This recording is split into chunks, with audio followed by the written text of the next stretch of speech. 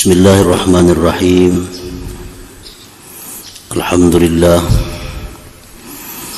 Alhamdulillahilladzi samma nafsahu bil khaliqil bari'il musawwir alladzi khalaqal khalqa wa bari'ahu wa sawwarahu bila sabqil amsali wan nadha'ir. Ashhadu an la ilaha illallah wahdahu la syarika lahul mudabbirul muqaddir wa ashhadu anna sayyidana Muhammadan abduhu wa rasuluhul munzir wal mubashshir. Allahumma salli wa sallim ala nabiyyil muzammil wal muddathir sayyidina wa maulana Muhammadinil hadi ilal taqwa wal birr wa ala alihi wa ashabihi wa zurriyatihi wa atba'ihi ila yaumil akhir. Amma ba'd. Al-mukarramun wal muhtaramun ma'asyiral habaib wal ulama, para muhibbin, hadirin hadirat rahimakumullah. Puji syukur senantiasa kita panjatkan kehadirat Allah Subhanahu wa ta'ala, yang mana pada malam ini kembali kita dikumpulkan, dipertemukan oleh Allah di Masjid Bustanul Muhibbin yang penuh berkah dan rahmat ini. Salawat dan salam kita haturkan atas junjungan kita Nabi besar Muhammad sallallahu alaihi wasallam dan seluruh keluarga, para sahabat, zuriat dan pengikut beliau ila yaumil akhir. Para muhibbin rahimakumullah, as-sani ashar was-salisa ashar war-rabi'a ashar min asma'illah al-husna al-khaliqul bari'ul musawwir. Yang ke-12 dan ke-13 dan ke-14 dari Asma'ul Husna Al-Khaliq Al-Bari Al-Musawwir.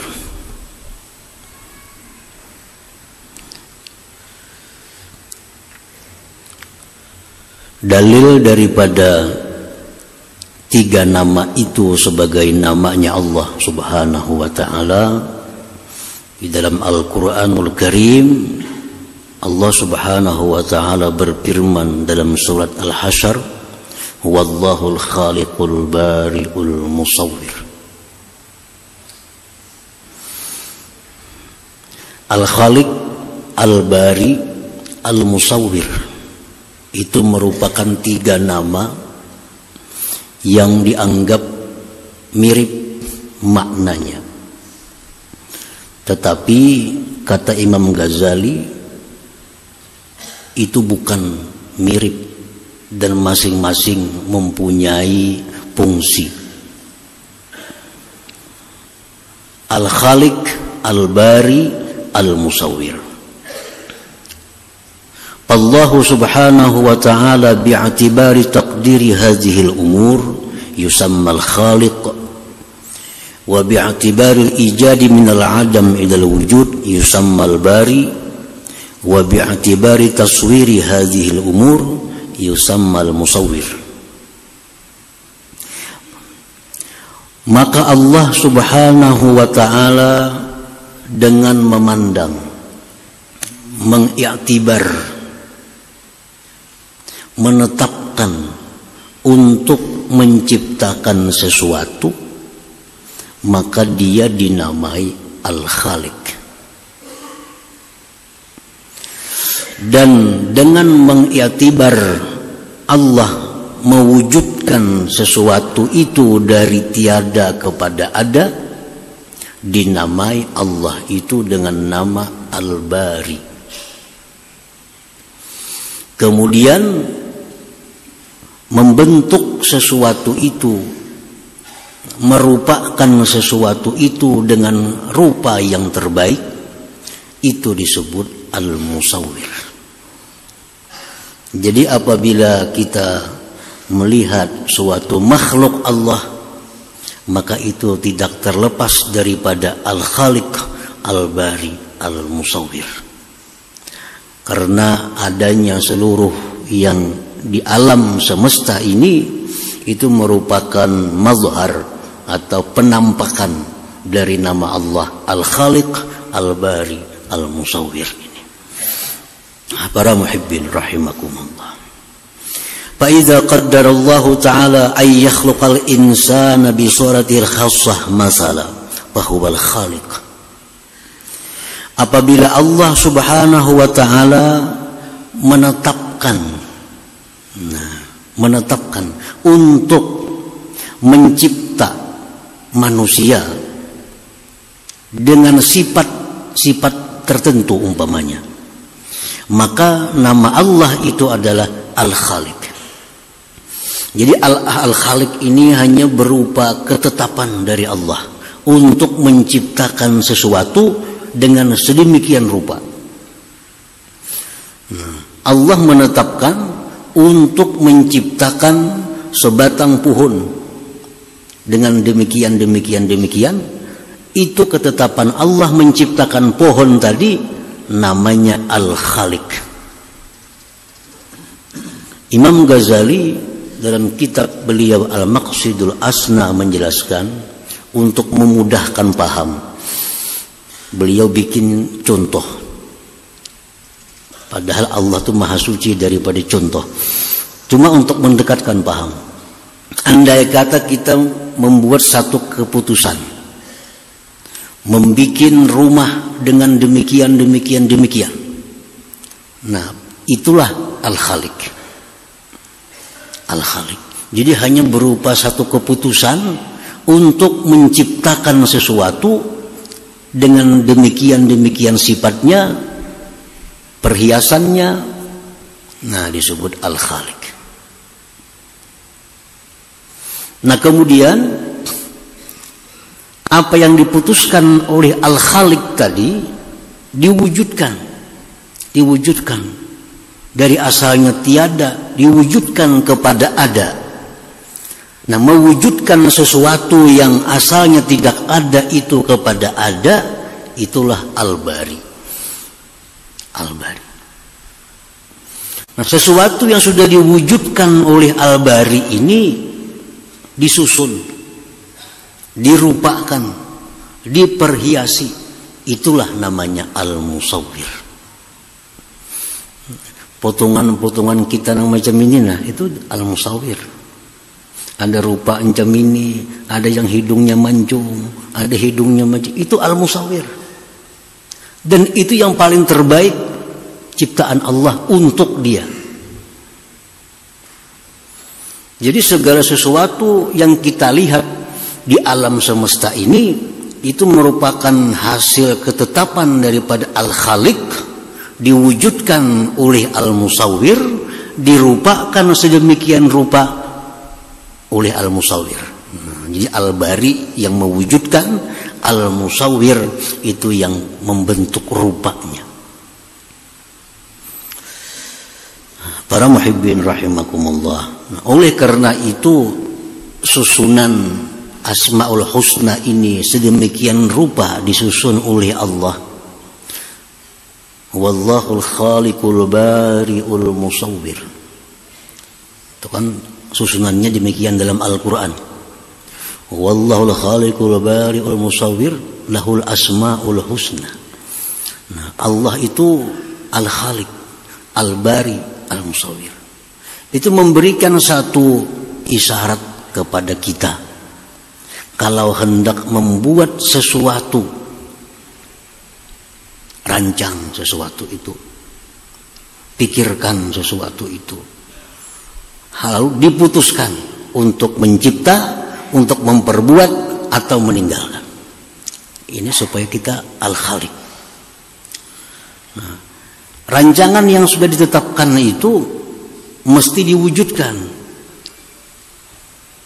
nah, baru diperhiasi menjadi sesuatu yang sangat indah. Jadi nama susunan Asmaul Husna itu bukan sembarang susunan. Itu semua susunan Asmaul Husna mempunyai makna-makna, isyarat-isyarat yang tertentu dari Allah Subhanahu wa taala untuk kita pelajari, untuk kita gali lebih jauh. Kenapa susunannya demikian? Mulai Allah Ar-Rahman, Ar-Rahim, Al-Malik, Al-Quddus, As-Salam, Al-Mu'min, Al-Muhaimin, Al-Aziz, Al-Jabbar, Al-Mutakabbir. Susunan itu bukan tanpa arti. Semua itu susunan ada makna yang halus di dalamnya, yang bisa dijadikan pelajaran kita untuk kehidupan di alam dunia ini. Nah, para muhibbin rahimakumullah.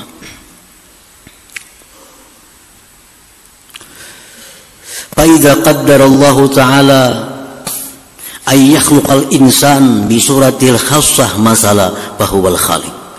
Apabila Allah sudah menentukan bahwa mencipta manusia dengan rupanya yang tertentu umpamanya, maka itulah Al-Khaliq. Fa idza awjada ma qaddar minal khalqi fahuwal bari. Bila Allah mewujudkan apa yang Dia tetapkan, Dialah Al-Bari. Wa idza sawwarahu bitilka suratil muqaddarah fahuwal musawwir. Bila Allah membentuk, merupakan sesuatu dengan rupa yang sudah ditetapkan, itulah musawwir. Jadi 3 nama ini hampir tidak bisa dipisahkan, Al-Khaliqul Bariul Musawwir. Imam Ghazali pun di dalam kitab beliau dalam membahas kalimat ini, Asmaul Husna ini biasa Ar-Rahman satu bab, Ar-Rahim satu bab. Nah, untuk ini tiga sekaligus. Karena merupakan kesatuan yang tidak bisa dipisahkan antara Al-Khaliq, Al-Bari, Al-Musawwir. Nah, para muhibbin rahimakumullah. Al-mu'min bi asma'illah, orang yang beriman dengan nama-nama Allah, Al-Khaliq, Al-Bari, Al-Musawwir. Nah, kita beriman nama Allah itu ada Al-Khaliq. Kita beriman nama Allah itu ada Al-Bari. Kita beriman nama Allah itu ada Al-Musawwir. Keimanan kita kepada nama-nama ini adalah wajib. Kada percaya kafir. Berarti kada percaya dengan Al-Quran. Nah, apabila sudah kita beriman bahwa Al-Khaliq seperti tadi, Al-Bari seperti tadi, Al-Musawwir seperti itu, nah keimanan kita kepada 3 nama Asmaul Husna ini akan membuahkan 1, 2, 3 perilaku kepada kita. Karena setiap kepercayaan pasti membuahkan perbuatan kita. Kita percaya kepada api itu panas, lalu kita menjauh dari api karena percaya api itu panas. Setiap kepercayaan akan membuahkan satu kelakuan. Nah, apabila kita percaya, beriman bahwa nama Allah itu Al-Khaliq, Al-Bari, Al-Musawwir, apa kelakuan kita yang dituntut oleh keimanan itu?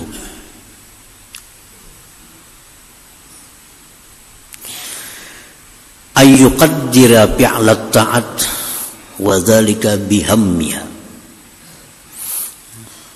Bahwa orang yang beriman dengan 3 nama Allah tadi, dia mesti menentukan akan memperbuat ibadah, akan memperbuat taat. Dan yang demikian itu bihammiha, dengan mencita-citakannya, dengan cita-cita yang kuat. Jadi dalam hati kita ini mesti ada ketetapan, cita-cita yang kuat bahwa kita ini hidup untuk ibadah kepada Allah. Itu sudah ketetapan kita dalam hati. Sudah merupakan cita-cita kuat dalam hati kita bahwa kita hidup ini adalah untuk beribadah kepada Allah Subhanahu wa ta'ala. Baik secara umum Atau lebih baik lagi, ketetapan-ketetapan ibadah, cita-cita ibadah kita itu kita rincikan satu persatu agar lebih banyak dapat ganjaran pahala dari Allah Subhanahu wa ta'ala. Misalnya, setiap malam kita mempunyai takdir, ketetapan, cita-cita yang kuat. Setiap malam kita bercita-cita, esok pagi aku sembahyang subuh berjamaah di awal waktu. Nah, cita-cita. Dan esok aku akan sembahyang duha pada jam 9 misalnya. Esok aku akan baca Quran 1 juz. Esok aku akan sembahyang zuhur berjamaah di awal waktu.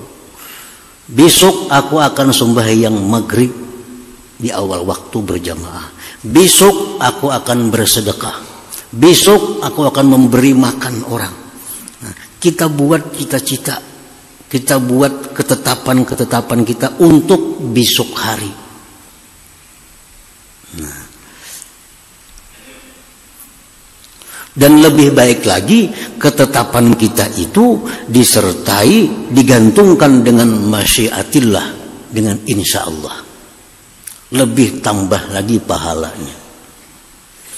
Jadi kita malam, baik kita beraba, baik kita duduk di kursi, baik kita apa, nah, kita merenung, hati kita bicara, menetapkan kegiatan-kegiatan keagamaan esok hari. Rencanakan. Dan itu apabila diakhiri dengan insya Allah, maka apa yang kita cita-citakan malam tadi untuk esok itu harapan besar akan ditolong oleh Allah Subhanahu wa ta'ala untuk mewujudkannya. Jadi alangkah baiknya cita-cita ibadah yang kita lakukan di masa akan datang kita tutup dengan insya Allah. Berkat insya Allah itu Allah bantu kita untuk mewujudkan cita-cita itu. Para muhibbin rahimakumullah, di dalam sebuah hadis yang sahih disebutkan bahwa Rasulullah bersabda yang maknanya Nabi Sulaiman bin Daud alaihi salam, beliau mengawini 60 perempuan. Ada riwayat mengatakan 70, ada mengatakan 90. Walhasil Nabi Sulaiman mengawini banyak perempuan.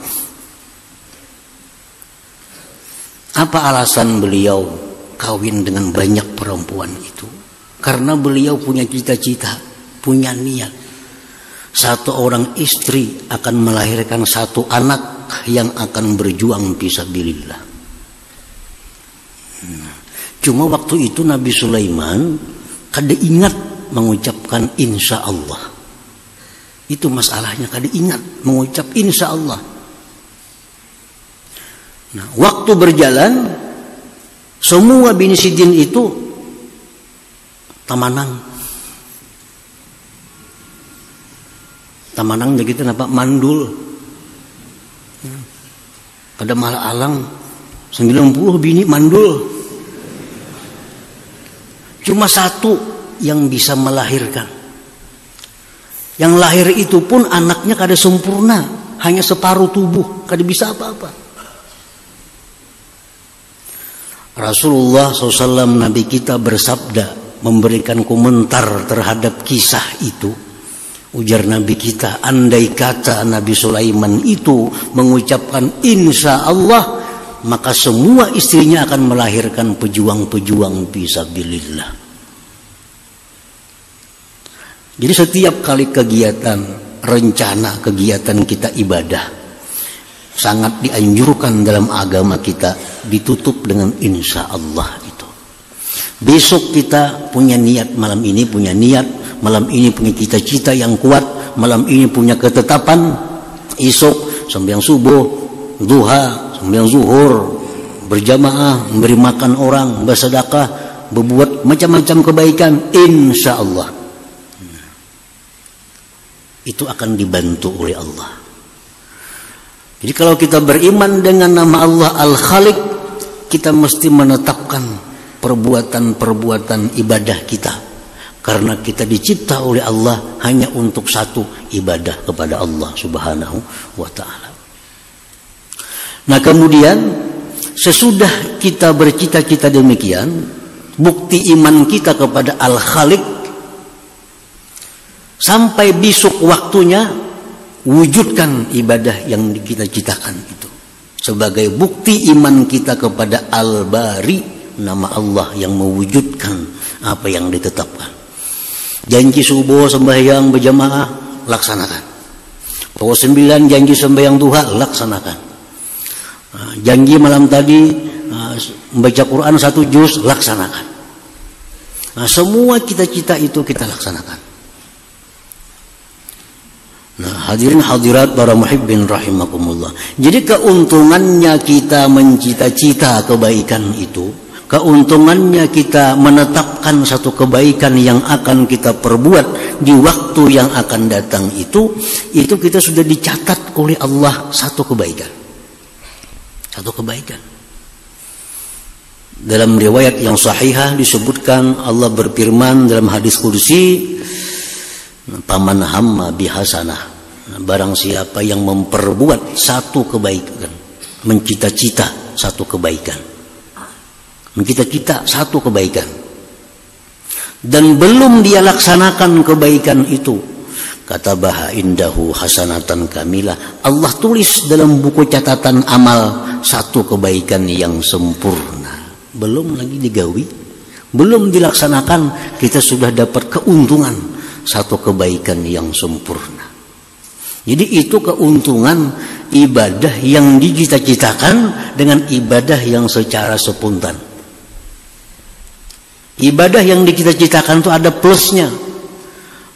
Berapa jam kita waktu mencita-cita ditulis oleh Allah, dan kita dijadikan orang yang punya maksud baik. Nah, dijadikan Allah orang yang punya niat yang bagus.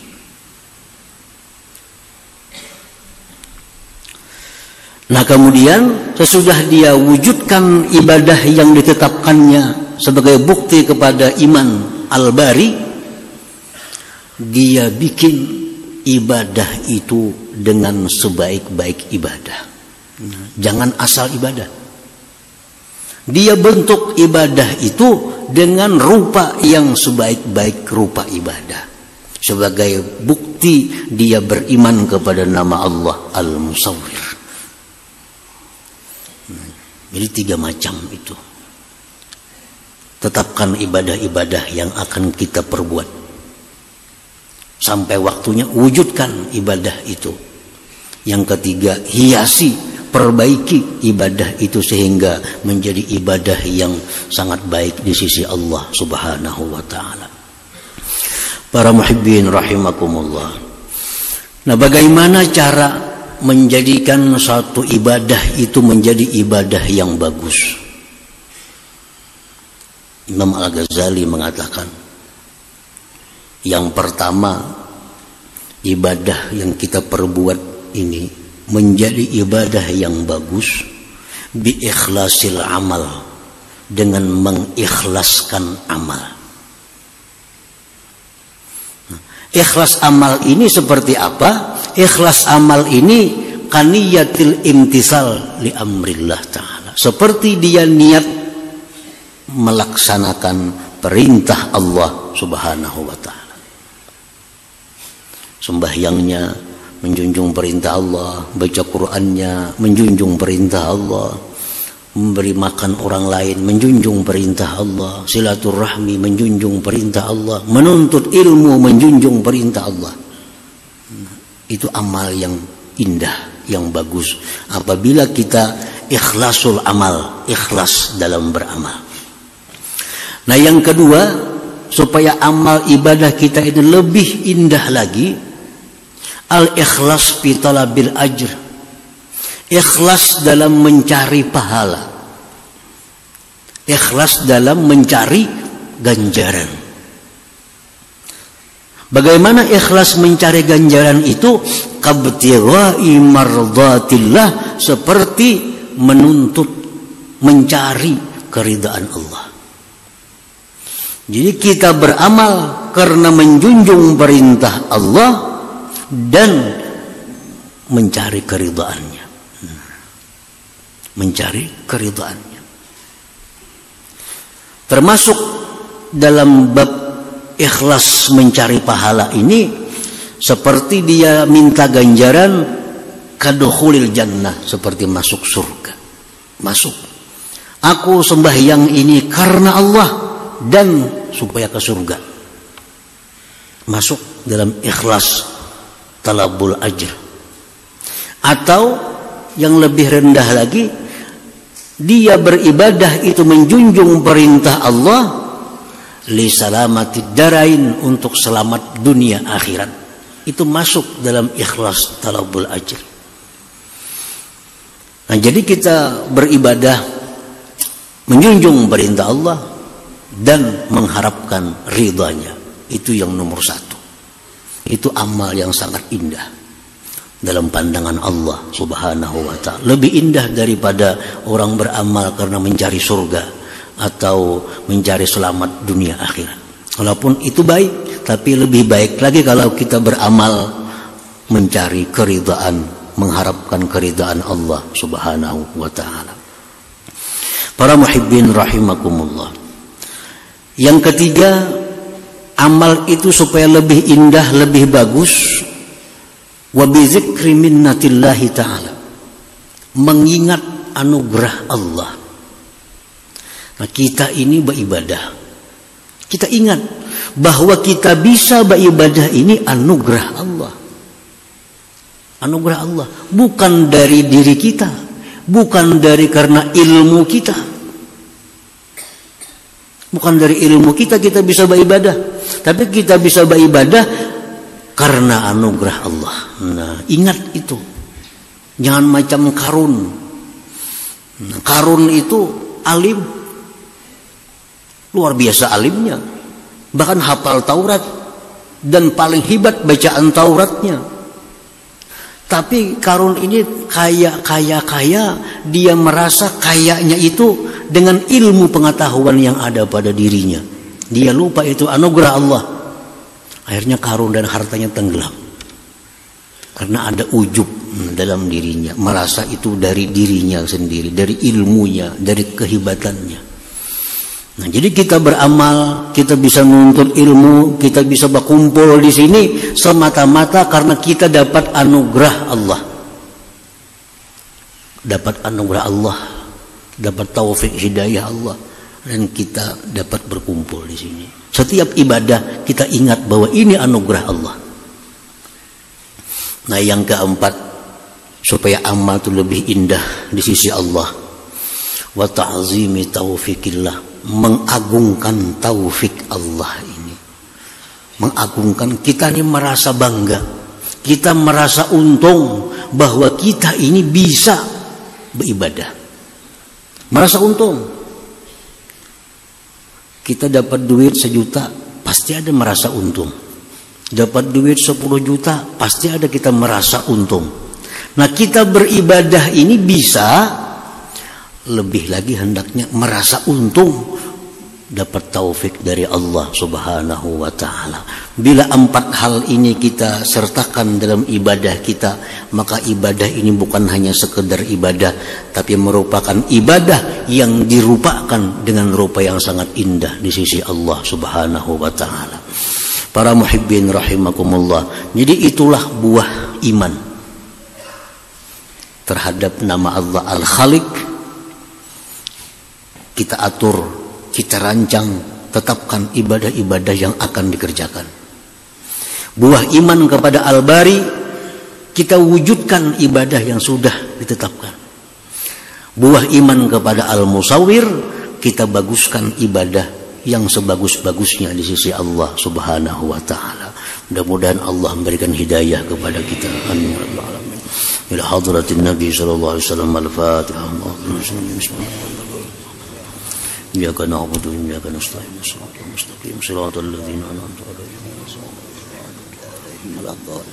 Bismillahirrahmanirrahim. Alhamdulillahi rabbil alamin. Salatu wassalamu ala asyrafil anbiya'i wal mursalin wa ala alihi washabbihi ajmain. Allahumma inna nas'aluka al-afiyah wa al-daimah fid din wa dunya wal akhirah. Allahumma salli ala sayyidina Muhammadin salatan tunjina biha min jami'il ahwali wal afat. Taghfir lana biha min jami'il hajat wa min jami'is sayyi'at wa tawna biha al darajat wa tuballighuna fi asrati min khair fil hayati wa ba'dal mamat. Allahumma inna nas'aluka al-huda wat tuqa wal afafa wal ghina. Rabbana sahhir lana ziyarah Makkah al-Madinah bi barakati Muhammadin sallallahu alaihi wasallam. Allahumma ziyadun fid din wa barakatan umur wasyatan rizqi wa taubatan qalbil maut sadatan indal maut muqaddam ba'dal maut wa afwan min hisab wa min ajab wa nasiba min al jannah wa zuqna zakran bi rahmatika ya arhamar rahimin wa tawassalna bi jahi nabika Muhammadin sallallahu alaihi wasallam.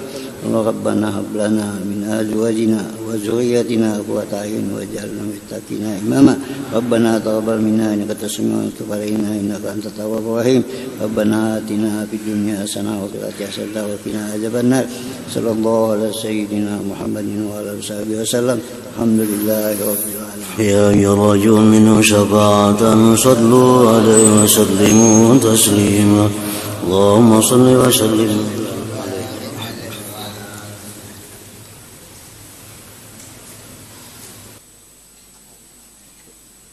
Langsung.